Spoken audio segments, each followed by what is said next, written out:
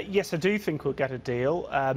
The history of EU negotiations is these things go down to the wire, and it's not inconceivable now that we're talking about the December European Council or even into 2019. But the pressure of that looming deadline at the end of March 2019 will focus minds. I think the bigger challenge, and you alluded to it in your final comments to Willem, is the UK Parliament. Is there a majority in the UK Parliament for almost whatever deal Theresa May brings back? I think that's arguably the bigger hurdle than getting agreement between the UK and the EU.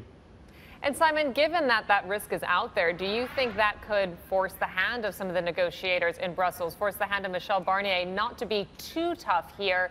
Because at the end of the day, we presume they want a resolution. Or are they thinking if it gets scrapped back in the UK, then it's back to the drawing board? Do you think some are still holding out hope even of another referendum?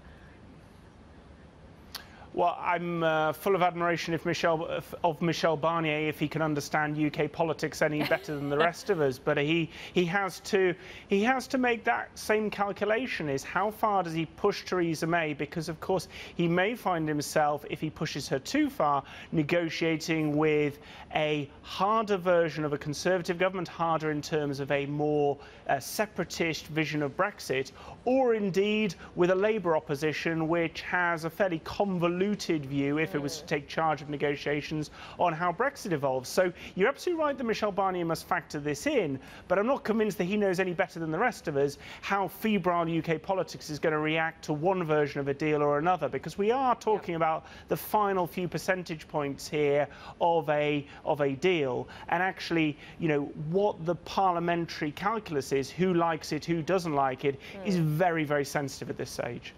Yes, and as we play this political guessing game, we do keep in mind our own constituency here at CNBC, our viewers in the business community. This is not providing them any more relief, you might say. If anything, this sheer uncertainty that is out there means all of those contingency plans for business leaders have to be implemented. Is that fair?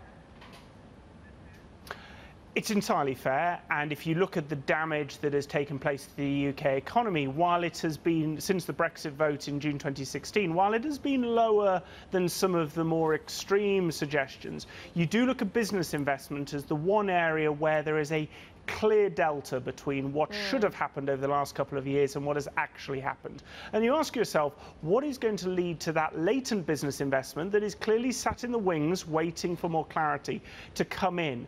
And I fear, unfortunately, that even if we get a political resolution over the course of the next few weeks or next couple of months, there's still huge suggestions, and Leon Varadkar in his comments to Willem did point this out, a new trade deal which determines the architecture of what kind of environment businesses we're investing into in the future will take at least 2 years. And if it's a Canada deal, the Canada-EU deal took about 8 years. So that's the kind of time frame. Hey everybody, it's Hadley Gamble from our new CNBC Middle East Bureau in Abu Dhabi. Thanks for stopping by. Now to watch more, you can try one of the videos that just popped up on your screen. And don't forget to subscribe.